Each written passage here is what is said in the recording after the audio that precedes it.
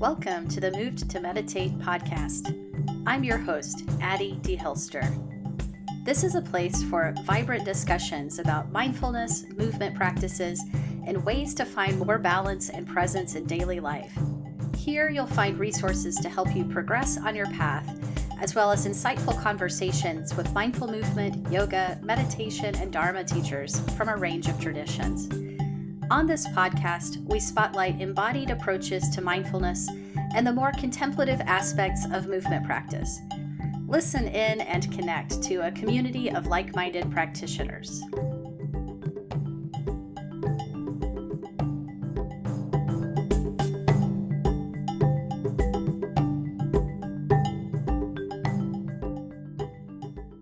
Hello. Welcome to episode 103 of the podcast. Thanks so much for joining me today for this conversation about an experience we call imposter syndrome. If you're not familiar with the term, imposter syndrome is kind of that feeling that many of us have had that someone is going to find out that you don't quite have it all together, and then they're probably going to go and tell the whole world that you're a fraud. My guest today is meditation teacher Lou Redmond, and we're going to explore this very common fear that often holds good people back from truly expressing their creativity, their leadership, and their potential in the world. Lou is a meditation teacher, life coach, and inspirational speaker. If you use Insight Timer, you've probably run across his work there. His meditations have been listened to over 1 million times, and his online courses have enrolled over 60,000 students. Lou is the host of the Art and Business of Meditation podcast, where he helps people make an impact and income using meditation. Lou is also the author of Find Your Truth, a modern-day story about letting go of addiction and finding life's purpose. I ran across some of his content around overcoming imposter syndrome and also the pitfalls of the self-improvement paradigm. And I thought it would be interesting to dig into these topics on the podcast. You'll hear how meditation and inner work can help lead us back to our inner wholeness and away from our fears about being flawed or not enough. After our recording, Lou sent me a free resource for meditation teachers that we didn't actually mention on the podcast, but I thought it might be useful to share. It's a free course called Meditation Script Mastery, which might really be helpful if you are needing some creative inspiration or a confidence boost for leading guided meditations. You can check that out on his website and find the direct link to it in the show notes for this episode. The last thing before we get started, can I ask you for a small favor, please? If you could take a moment and rate or review this podcast in whatever platform you're using, that would be absolutely amazing.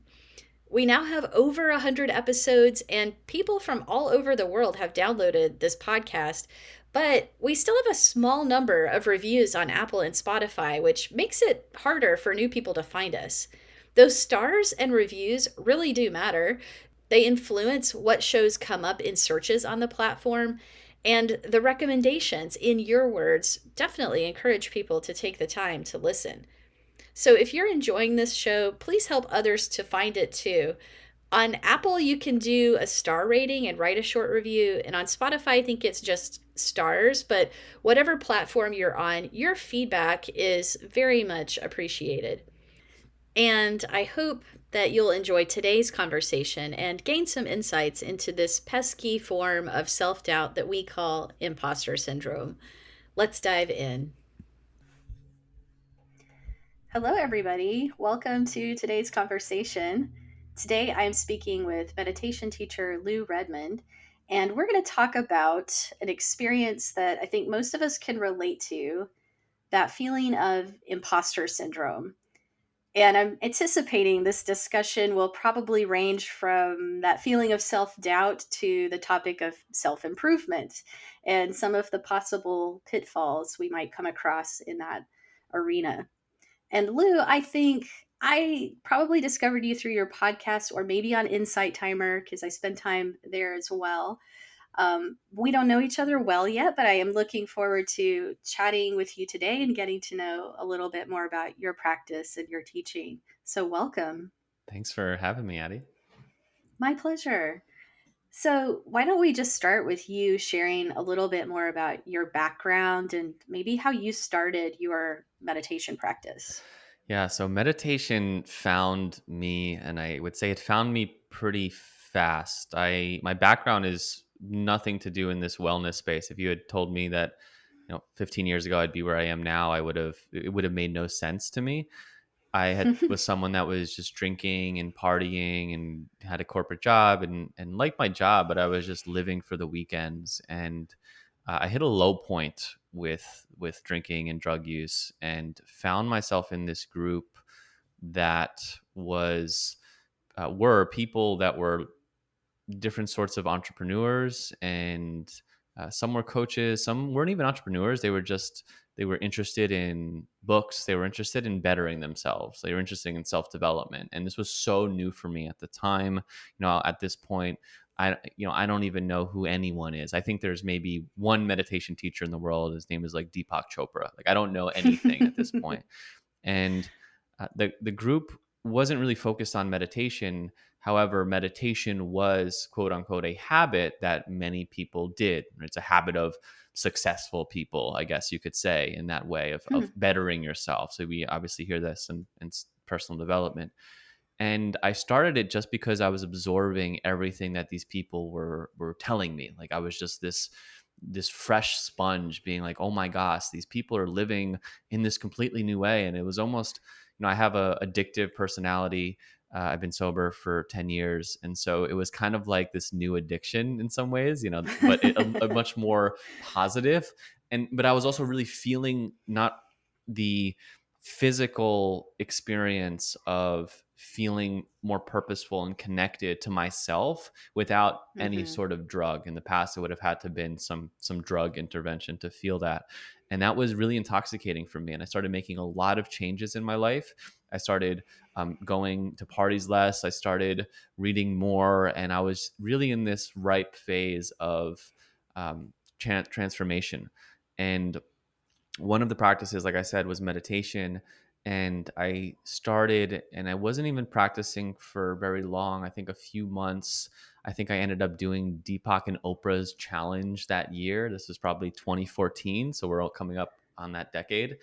And found myself on a hike in Joshua Tree around New Year's by myself. I never went on a hike by myself, and did some meditations by myself on this hike. And I was able to finally experience, like, oh, this is what I think people are getting at. And that experience sort of unfolded into a lot of other interesting experiences. It really started this awakening process that was pretty radical. There was a big radical energy shift happening in my body. And 4 days after that experience, I ended up quitting my job with no plans or no 2 week notice, because I found that I had felt a calling to something. And it's a much longer story than what I'm giving, but I'm wanting to highlight how meditation came in. And so very Yeah. quickly, it came in very quickly. And then I started, um, it being the catalyst for what happened. It was also the anchoring point for me during that time. So I'll pause there. Yeah, no, that's amazing. And you can hear, I'm sure there's a lot more to it, but you can hear that how this thread kind of appeared for you and this interest and this spark. And you just kind of pulled the thread and let that lead you along. And it sounds like it unwound quite a few things in your life It unwound that you may have everything. had to knit them back together differently, right? Totally. Yeah. I actually just heard this today on a video or something. It's like, if we want to step into this next version, we kind of have to let go of the old version of ourselves. And that was really a time of that. There was this whole new version, but not even new as in, and we'll talk about self improvement in a bit, I'm sure. It's not like new as in additive. It was like new Hmm. as in it's already been there. Like, it's actually shedding kind of this life that I was living, and that can be uncomfortable. Like newly revealed Exactly. aspect of you. Yeah. Yeah. Yeah, it sounds like there was something there that wanted to come forward and that prior to discovering like that group of friends that introduced you to this path, you were doing the sort of expected things, but not living with the same kind of intention that you learned to live with after you sort of embarked on this discovery, this path, this whole new journey. Totally. Well, that's really cool to hear about your story, and I've had some experiences in Joshua Tree. I got to go on a guided like group walking meditation one time there that I will always remember. It's a really kind of evocative place, so Totally. it doesn't surprise me you had an experience there. Yeah, there's some energy there. There's some energy there for sure. So you abruptly quit your job. You took a huge leap. Yeah. Not necessarily what I would recommend to others. I don't know Don't do how it. you feel No, about. Don't do don't do it. that. No, I never would recommend this. If you know you need to, you'll know. I'm not the one to tell you to do it for sure. Yeah, You that's didn't not hear it us from telling me. you to go do that, but um, but you've stuck with your path and dedicated yourself to teaching meditation. So I'm curious, is it really just the profound experiences that you've had, or what's kind of kept you going in figuring out how to make your way as a meditation teacher to dedicate yourself to that? Beautiful question. What has kept me going? The underlying word and intention that was already happening. So I know I brushed over the story, for brevity's sake, but I had already been making these changes in my life, and it was having a specific impact even on my environment and in my work. And at work, I started to become a leader in many ways. I started to do things in my company that connected people. I started to, do kind of like book talks with people. I started to really take these different steps, and it was really inspiring to other people. They would come to me and be like, Lou, this really has had a big impact on me. And that feeling was just like so beautiful. Like I loved it so much. And so that word inspire has really been my guiding light. And so meditation for me was a thing that I dove into because it was so, yes, it was so transformative for me. It was a huge catalyst for me in understanding who I am, and just a deeper meaning, more connected to my heart, and just having more meaning in my life.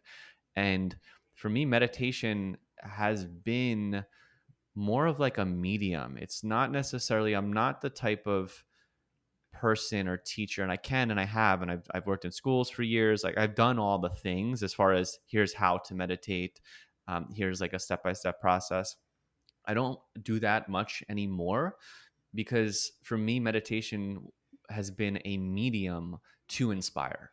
Like Hmm. it's allowed me through this interesting way to connect with someone in a meditation, just as like a singer would maybe connect in words, or a poet in a poem.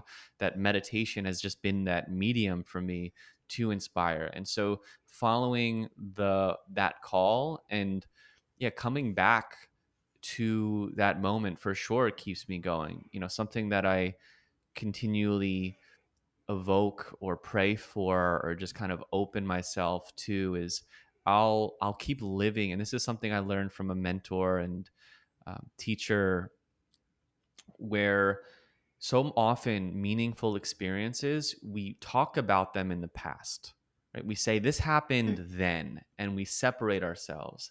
And what this mentor has taught me to do is to understand that you're still living it. Keep it alive. If you've had a beautiful experience in your life, try talking about it as if it's happening, right? I am doing this right now.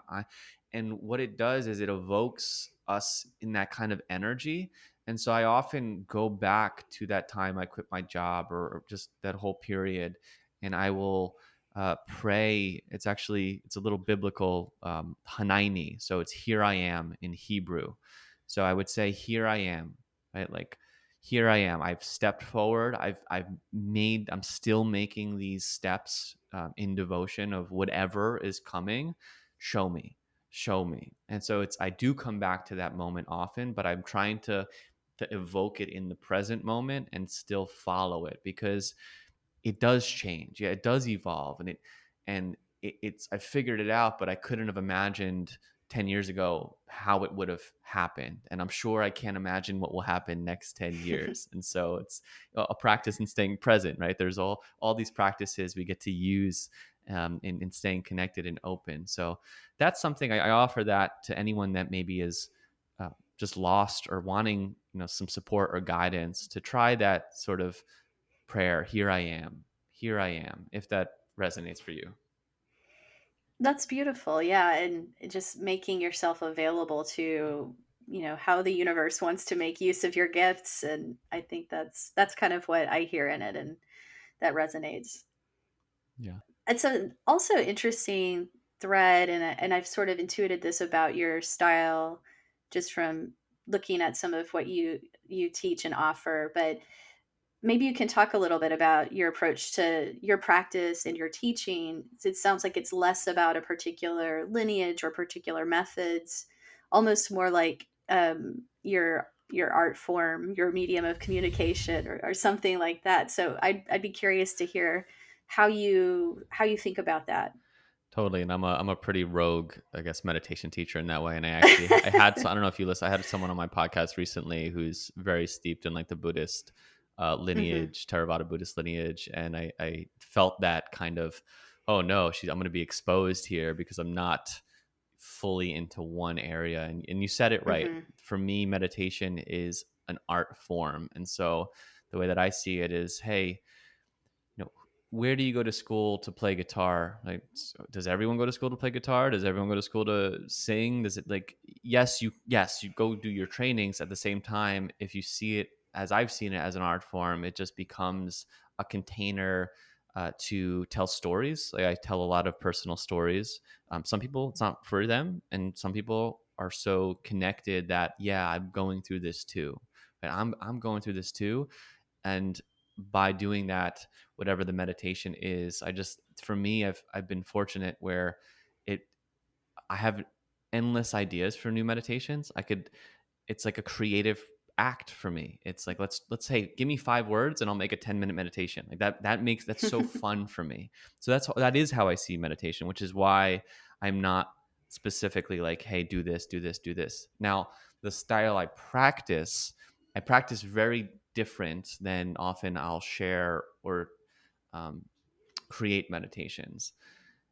Very somewhat different. I mean, I'll use some basic forms of mindfulness, and I've done vipassana retreats at Barry, Massachusetts, at Insight Meditation At Society. IMS. Yep, sure. Yeah. And currently, actually, I'm about a month and a half in on. I don't know if you know a teacher named Henry Shookman, but he just came Mm-mm. out with a new meditation app called The Way. He's a Zen master and has a lot of different lineages. And I haven't listened to guided meditations in a while. Like, it has been a pretty much a silent practice, pretty basic sort of mindfulness of body, and and then I'll do a portion of my practice around gratitude and kind of prayer and visualization. So that tends to be my practice. But in the last 4 weeks, I have been doing this meditation app called The Way, and just it's nice to follow, to have like, okay, I want to receive from someone who's much more ripe on the path than I am. So I think we always have. For me, at least, I go in and out of teachers and paths, and I don't know if it's my I'm into certain personality typings, but for an ENFP would be like, I like to jump to one thing and the next thing, and that's just kind of my nature. And I can judge myself for it and say, you're not committed to this path fully, or I can just not judge myself and just follow it and see where it takes me. Yeah, and we can probably relate that to the topic of imposter syndrome in a moment. But I really relate to what you're saying because I am a little bit of both. It's interesting. I think as far as like being a movement teacher, I used to say I was eclectic, and now I just prefer to reframe that as interdisciplinary because Love it's that. not just like a random, I like this, I don't like that about certain things, but I have blended. yoga and somatics and qigong and some other things into my movement practice because of what I value and what I've learned from each of them that's unique and that fits together in a certain way and that has supported my practice at different times in certain ways, and that I see students at certain spots that they kind of need this or they need that. And so it's just like having a really broad toolkit. So I'm not at all a purist when it comes to movement, even though I really respect where all those practices come from. And I'm not trying to like obfuscate the origins or what, what they are, distort that at all. But in my meditation, I've always been much more grounded in the Buddhist mindfulness and the Theravadan lineage, and I really respect it a lot. But no one lineage owns meditation, right? It's a human thing. I really think it's a human capacity, and there's so many paths, and it's good that we have different approaches because people need to find what works for them. And that's really what's the most important thing is I think for people to find something that helps them walk through this life. Totally. I love that line, no one lineage owns meditation. That's unlocked something for me. It's like, yeah, you're actually really right. I think in my head I thought Buddhism did own meditation. Well, I mean, give the Buddhist lineages a lot of credit for really developing meditation in incredibly sophisticated ways and a variety of ways and in such depth. But meditation is part of a lot of cultures and a lot of different traditions. So, it wouldn't be fair to say that anyone is like the last and final authority on something like meditation, right? Totally. Yeah. Yeah. Well, so that I think brings us over to the topic of imposter syndrome, which I think most of us have probably heard of that. And a lot of us have probably gone, yeah, I think I might have experienced that. But I'd love to hear you sort of describe what you think it is or how you think of this term imposter syndrome and why it shows up so often. Yeah. So the best definition of imposter syndrome, or not even the definition, I guess it's a definition, but there's a book called The Art of Asking by Amanda Palmer, and she talks about imposter syndrome. And the way that she describes it is it's the feeling that someone much more legit than you, maybe it's like a police officer in some ways, is going to knock on your door. They're going to come into your home. They're going to say, "We've found out that you have no idea what you're doing, that you are not worthy to be doing the thing that you are doing." They were going to take your name, put it in all the halls of every home and every place in the world, and everyone's going to know how much of a fraud you are. So she says it better than I do, but that's like the internal feeling of it, right?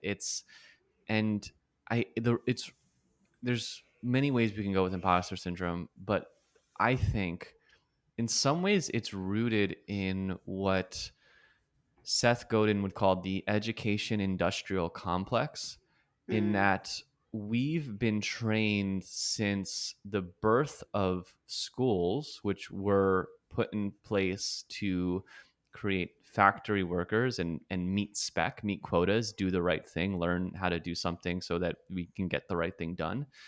And the birth of universities and colleges, and this is not to say that we don't want education, like education is important, but there's been this complex where if I don't have a piece of paper that says it, I can't do it.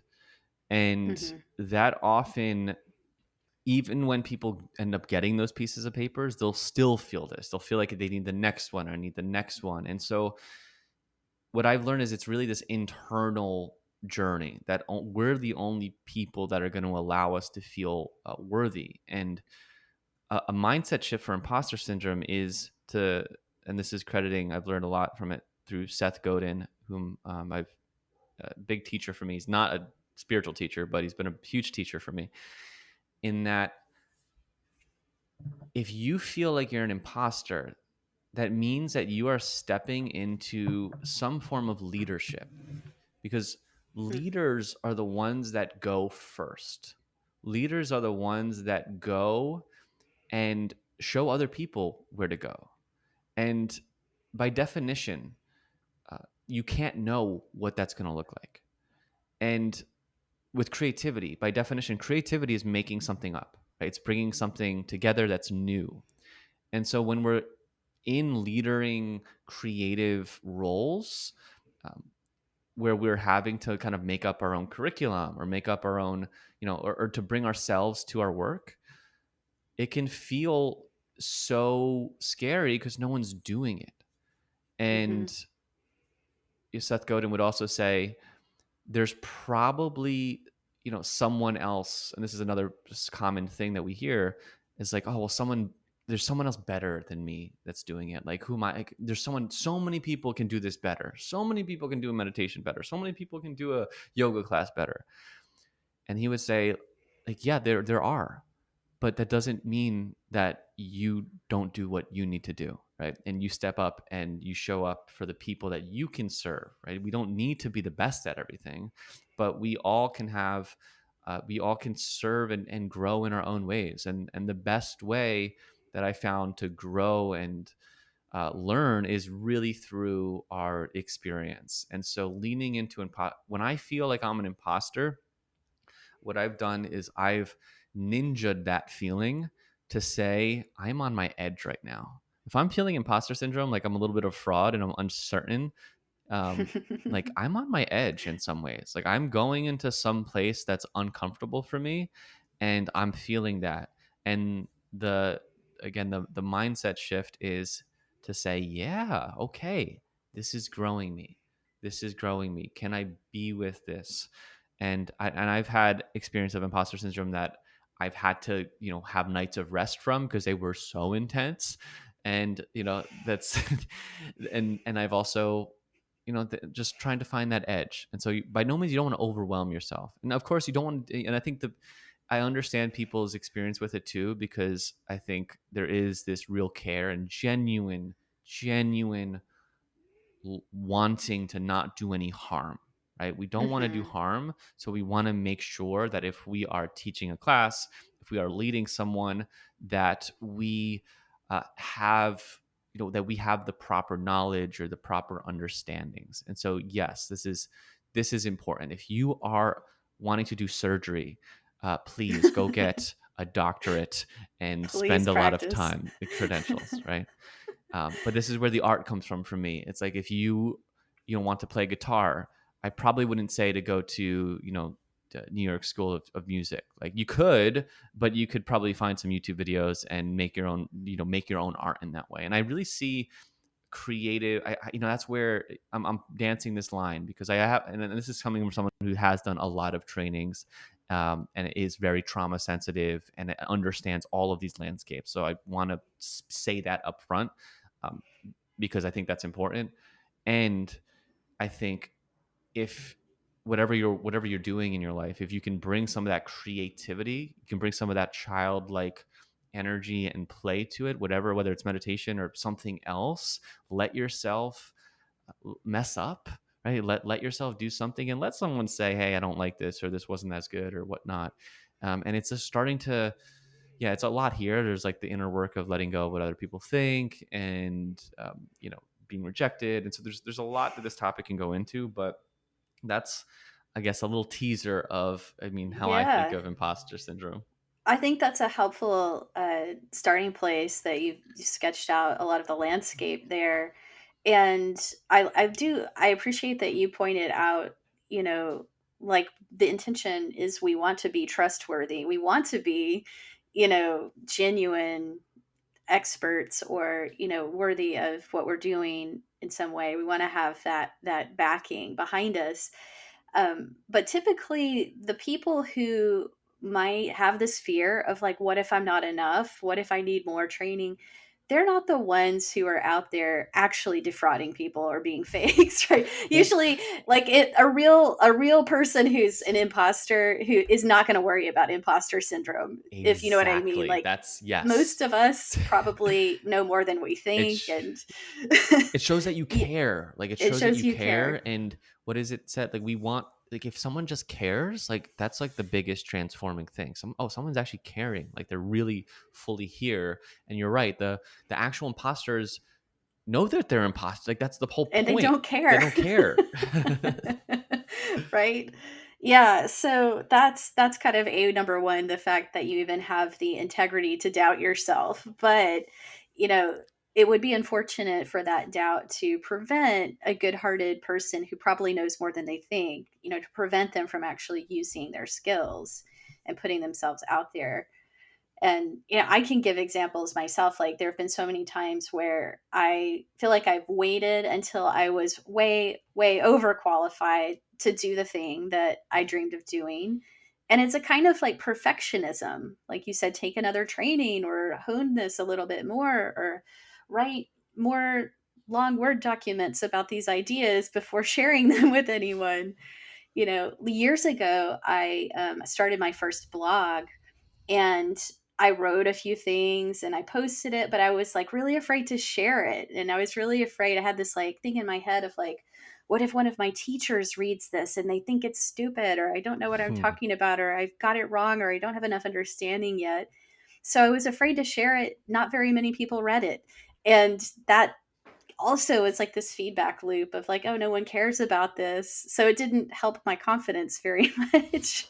And I abandoned that project, and fortunately sort of was able to come back to these things later, and now I'm doing the podcast and I'm a lot more confident to put ideas and thoughts out there. But I've had my own experiences with this whole imposter syndrome game. Can I say something on what you shared? Please, yeah. The There's two things, and I'm wanting to find my train of thought with it. The writing a blog, sharing stuff online, and I'm sure so many people can relate to this. Think about, if you're listening, that you don't share something because there's like one person in your mind that you're thinking of. Like there's one person that, oh my gosh, what would they think?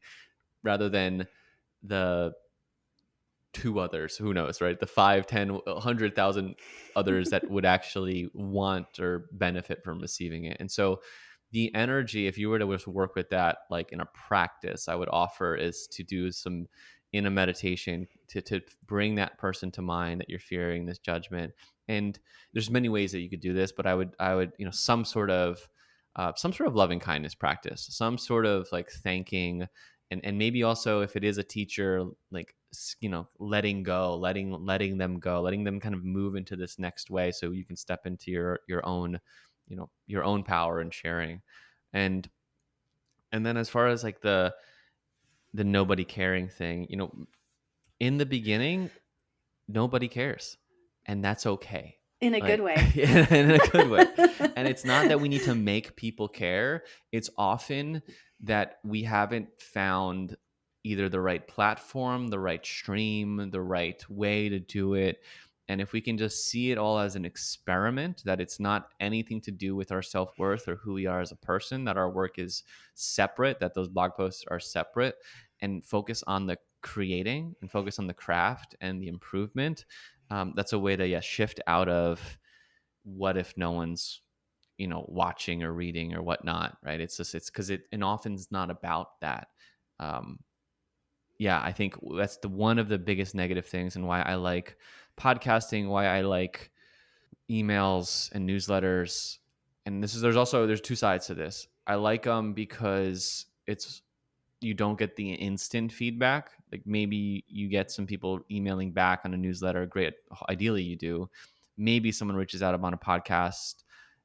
You don't get that. Like I posted something on Instagram and now I'm waiting for if I get 10 likes or 0 likes or in the next hour or whatnot, right? There isn't that instant feedback. And I'm kind of at this actually point, and this is maybe separate from what we're talking about, but where like I realize there's a beauty in that. Like, hey, let's focus on the craft. And there's also realistically, it's like me not being okay with that on because I can just it's a way to hide from the feeling of if I don't get whatever feedback on a post. So it's like these two sides of there's actually probably some work to do here for me, and the truth of it's not about that. Focus on the craft, focus on improving it, and just continue. Yeah, I love all of that. And going back to like that practice of picturing who is it in your mind that you're so afraid is going to give you this negative feedback. None of my teachers would actually do that. It's not really them. This is me projecting my own inner critic onto the image of someone else, right? It's not actually my teachers. They're pretty supportive. And it's interesting because if you do sit with this, you realize it's your own inner critic and it's your own tendency to look for this external validation, whether it's from a teacher giving you a gold star or getting those likes on your Instagram or your YouTube video or whatever. Those media also like really train us for that, which is not always helpful. But you Totally. know, it's I like how you're describing, going back to more of like your own internal intention, or like, why do I want to share this? Like, is this helpful to me for like working through some ideas or for just putting out some, you know, meaningful thing into the world, or this kind of ripple of something that I think is beneficial, and just like let it be that and see where it goes. Maybe it goes nowhere, and that's okay too. But not relying on this like external measure of success to be the purpose for why we're doing it. Yeah, it's a practice for sure. Totally. Yeah, because feedback also helps. Like when we do get that indication of like something resonated with people and here's why, or this, people comment and kind of give us more ideas, or we get a better sense of like why it was helpful for them, then we can build on that, and that's also super helpful. But yeah, we don't always get that, and we definitely don't get that if we don't have the courage to put something out there. Totally. Do you have some examples that you'd like to share about when imposter syndrome has come up for you and how you've worked with it? The strongest example for me was I it was in 2018, and I'd quit my job in 2015, and by this time I still wasn't making a full-time living. I had got blessed with these random odd jobs that kept me supported. That's a whole separate story. um, but I was teaching yoga at the time, and I was teaching my own meditation classes at through a meetup group. And I had a life coach at the time, and she was like, "Lou, why don't you reach out to schools and start to maybe bring some of this like yoga and meditation into schools?" And I was like, "Yeah, maybe. There's a lot of schools out there. Let's try it." And so I reached out. I started emailing, cold emailing schools. I didn't even know what I was offering yet. I had no idea what I was offering. I just was like, okay, I'm going to offer like an after school program. So I had this like 45-minute PDF of this after school program that I was pitching schools on. And I was just sending emails after emails, calls, uh, weeks, months, getting almost no response to no's. I was grateful if even someone responded. Just nothing for a while. And at some point I'm like, okay, this is just spending so much time getting so little in return. And then someone responded to me and said, "Hey Lou, this sounds great, but we're actually interested if you have something that would teach teachers how to bring mindfulness into the classroom." And when I got that email, at first I was a little disheartened. I was like, like, no, I don't have this. And I almost said no.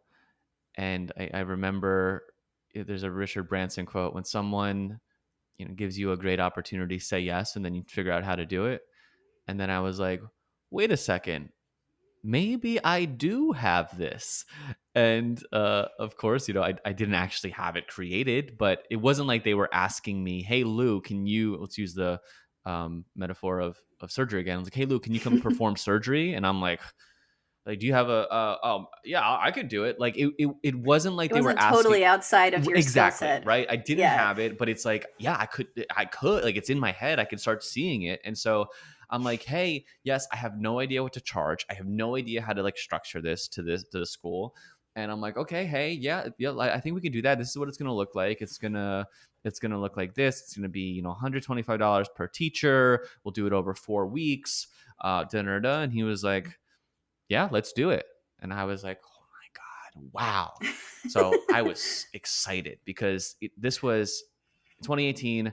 This was the whole contract ended up being like $2,200 for the month. And that was like actual money. It wasn't $30 Hmm. yoga class here, $30 yoga class here. Like this was like, oh my gosh, A this is, meaningful it was contract. meaningful. And the in return, where I saw my head, it's like, this can make sense, right? Full-time yoga teaching and meditation teaching, that's a grind, and that doesn't sustainably make sense, but this could actually make sense. So it also flipped something in my head at that time. And so I'm all excited at the opportunity. And then I'm like, oh my God, I have a month and a half to work on it. And that's when it hit. I remember going to my computer one of the first days and just feeling like the overwhelming, oh my gosh, like who am I to do this? Like, what did I say yes to? Oh my God. Dude, so yeah, so much imposter syndrome, so much imposter syndrome. Some you could say for good reason, right? I'd never done it before, but I got through those days. Good night's sleep is always good for those type of things. Started making progress on the curriculum. Once we start kind of moving in the direction, things start to feel a little better. So I started working on it, started getting a frame of, okay, what are we going to teach this week? How are we going to teach it this week? How is this going to look? Started researching, started studying, having so much fun putting this whole curriculum together. And through just working on it for a month and a half, through rehearsing it over and over again, and just preparing it really well, I did that training in June of 2018. And it was incredible. It went so well. It was so much fun. And moving through that imposter syndrome just opened up a whole new world to me, where I then was like, okay, I'm going to lean into this schoolwork. I started a business called One Mindful Education that brought meditation yoga into schools. And it was then, as I started doing it, I was like, okay, now I'll go deeper into some trainings. Right? So I trained Hmm. with a school called Little Flower Yoga, a certified yoga and youth mindfulness teacher. I have a mentor in Sensational Kids that I've worked with, and so that's when I was like, okay, let's get more resources here. Something's happening, and I'm a big believer in do the thing and then figure it out, and also do the thing and then let the thing that you're doing, if it's a business wise, let it pay for the next thing, rather than I need to get all the money, do all the trainings up front, now I'm in debt, or now I need to feel the pressure of making it And back. now Like, this let's has to work exactly, like, let's or actually test it. else. Do people want this? Like, let's see if people Yeah. want it, and we'll pay money for it, and then let me use that money and move it and invest it into the trainings. So Yeah. that was yeah, that was the biggest imposter syndrome I felt. And moving through that, that was a huge growth period. I haven't had one of those growth periods in a while. That's like I crave that kind of feeling again, but that was a big one. That's a great example, and I think it's certainly something that comes up for a lot of us around our work and our sort of identity of like what we do in the world. I know people also experience this though in other roles too, like, Totally. being afraid of like, oh, people think I'm this great parent, but I make mistakes, or just other examples. Imposter syndrome can show up in a lot of sneaky ways, this form of self-doubt that can be quite painful. Totally.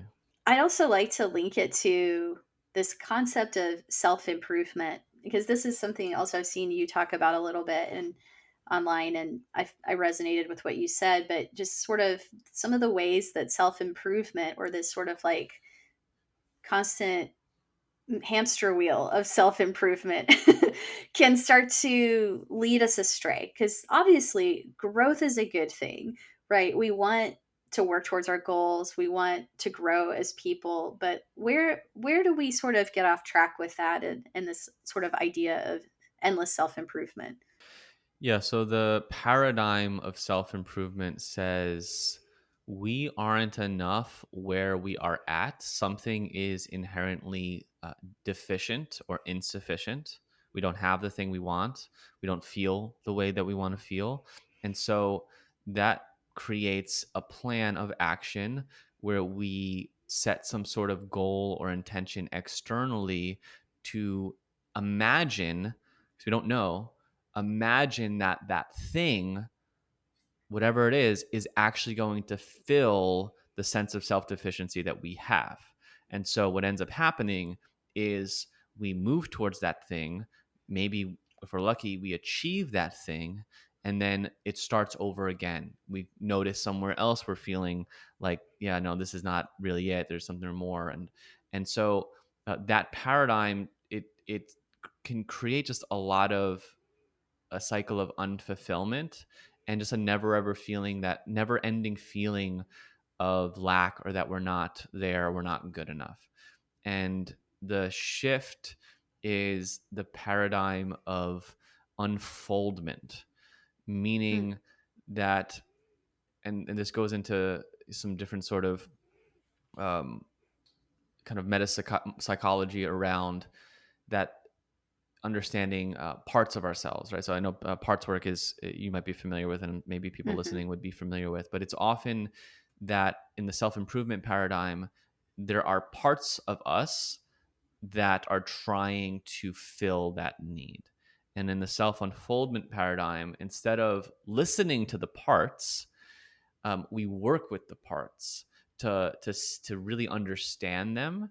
And what ends up happening is that if we comes from a foundation that we are already whole, perfect, complete in this very moment that we speak right now, and that anyone's listening to this in this very moment, that you have every single thing you could ever need or want for the fullest expression of who you are in this moment.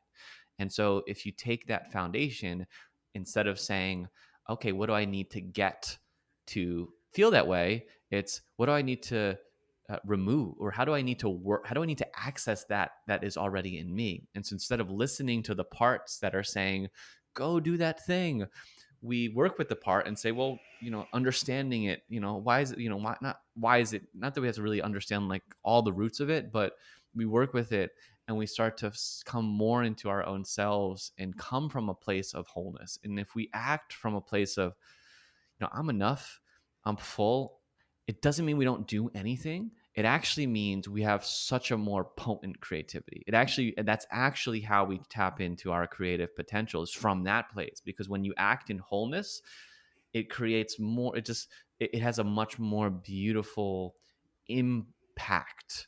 And it's just unfolding. Wholeness is just unfolding into more like a wider expression of wholeness.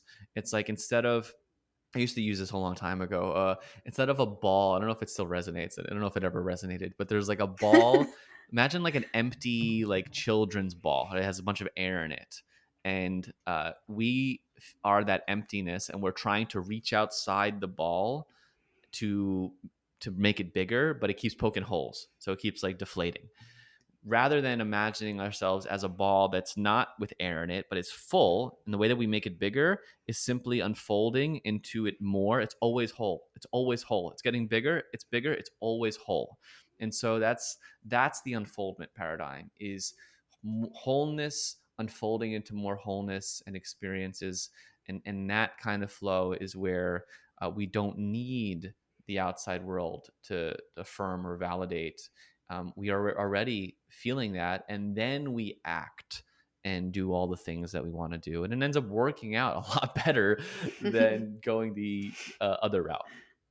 That's really beautiful. And yeah, just to pick up on a few of the threads, in that, I see a lot of this subtly and not so subtly sometimes in this like wellness or spiritual or like meditation and yoga kind of world, where some of the messaging, is kind of like, here's how you fix yourself, or uh, do this somatic program to fix, everything that's wrong with you, or to get rid of this part of you that you don't like, or do this breathwork practice to optimize yourself, to optimize your body for performance. And it's like really kind of treating us as objects in a way, and really not listening and learning from the body, heart, and mind that we are.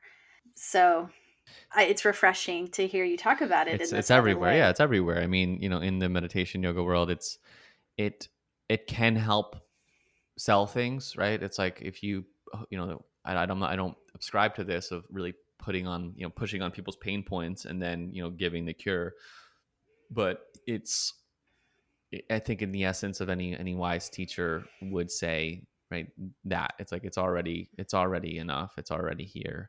And I think having the realization of that is why we keep practicing. Like, okay, there might be a part of you, there might be like your heart, or you might intuit this, like, yeah, that's probably true, but there's a lot of parts that are saying, but this, but that, but what about that, and that's where the work is. So this is not to say that there's not, if fixing, I think, is the wrong word, but um Yeah. intentional effort is important. That I think maybe is what these programs or offerings are really trying to get at. It's like, here's an opportunity to work on things. There's a saying I love, is you got to meet God halfway. And so, like, there some of us, our will that needs to step into it in working on it, but doing it from a place of self-love and self-awareness Hmm. rather than a self-deficiency. And that's where it comes back to. Yeah, I think the most transformative teachings really help us ground in that, in our own basic goodness, or whatever you want to call it, and start from that foundation, and have to keep reminding us of that all along the way, because it's very easy to fall into this, deficiency trap, and this tendency to just keep looking externally for the solutions, and to keep moving the goalposts and moving the goalposts, and just continuing that way endlessly, right? When it's all right here. We are it already. Yeah, it's a coming, yeah, coming home. It's like it's already, I'm coming home to myself. Henry Schuckman shared a Tara Brach quote, and I think Tara Brach shared it from someone else, but it's in my mind recently. It's like, all sickness is homesickness. That feeling Mm. of it's not right or it's not there, is just like we're just yearning to be home in ourselves, or maybe whatever you might ascribe to what home metaphorically could also mean. But I thought that was a beautiful line. All sickness is homesickness. Yeah. Yeah, that's beautiful. What are some of the ways that you think meditation practice in particular could help us become aware of these patterns, or start to relate to them differently? Are there particular types of meditation, or just in general? As far as understanding the patterns, I can only speak for how I've come to be able to work more with, like, in some ways, that type of personal work. Meditation opened me up spiritually, and it's still a place and a well that I draw from.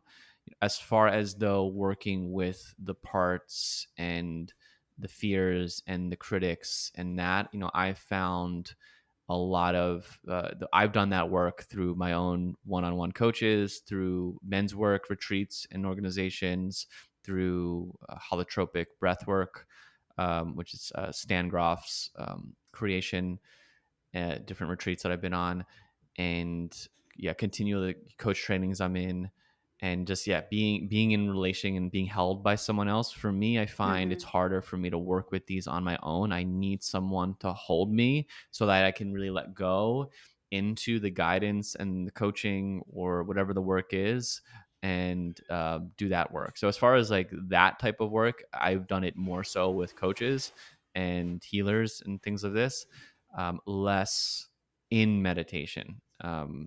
Just That's just been my experience so far. I think you can do self work. It is, you can work with it on your own, but I think if you can work with it with a therapist or a coach or whatever would work for you, like that, I find is a way to do it. And this is a recent thing for me in the last year and a half, but I can't believe I'm saying this. Part of my older self wouldn't believe I'm saying this, but psychedelic use has been a huge teacher for me in identifying these parts that are showing Hmm. up, and then really making big changes from what unfolds. So it's been a huge teacher. So by no means recommending anything, but just sharing my Yeah. experience. Again, another important area to have good guides if you're going to go and 100%. experiment. Yeah. Yeah, not Yeah. don't go alone on a hike in Joshua Tree. Maybe that would be good, but there was nothing like that on Joshua Tree. Wouldn't do this alone in the desert.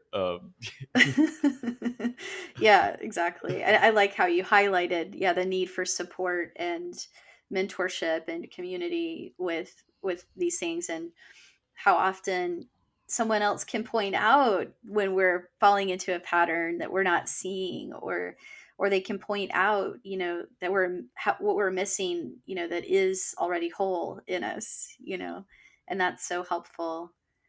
Yeah. And as far as meditations, I was thinking like self-compassion practices, or, perhaps some form of loving kindness practices too, because I find those are so helpful with working with different types of inner critics and different the parts of ourselves that are in conflict with each other at times. Totally. I mean, this is where if you're on Insight Timer, there's so many courses that might actually work with specific things. So by all means, Hmm. like if you're something specific, there are definitely I could recommend. I mean, I have a few obviously, and there's many others on there that would work with specific things through that. So yeah, maybe if you don't feel like, hey, I'm not going to go work one on one with someone, there are a lot of resources now like that, and on every topic that you can probably find. There's tons on Insight Timer. And speaking of which, where can people learn more about you and find your work? Yeah, if you're on Insight Timer, go check out my work. I have hundreds of free meditations. I have 7 or 8 courses on there, a variety of topics. Not caring what others think is one of them, one of my more popular ones. And my website, louredmond.com. And I love engaging with people through email. So if you want to sign up for my newsletter, I kind of write inspirational things each week, and yeah, it's a fun way. It's my way to grow. So I'd love to connect with you there. Well, thank you so much for taking the time to chat about these topics today. And is there anything we left out that you want to make sure we get into the conversation before we close it out? I don't think so. This was really fun. I would say lean into that imposter syndrome. Notice the places where you're not feeling like enough, and can you come back and realize it's all here? And I think good things are gonna grow from that. Thanks so much, Lou. This was a really fun conversation. I'm glad we got the chance to talk today. Yes, thank you so much, Addie. So that's today's episode. If you enjoyed this conversation, please share it with a friend, subscribe on YouTube, or leave us a review on Apple Podcasts and help others find it that way. To learn more about my work, the Moved to Meditate class library, courses, or teacher trainings, go to movedtomeditate.yoga. This is Addie D. Hilster. Thanks so much for listening.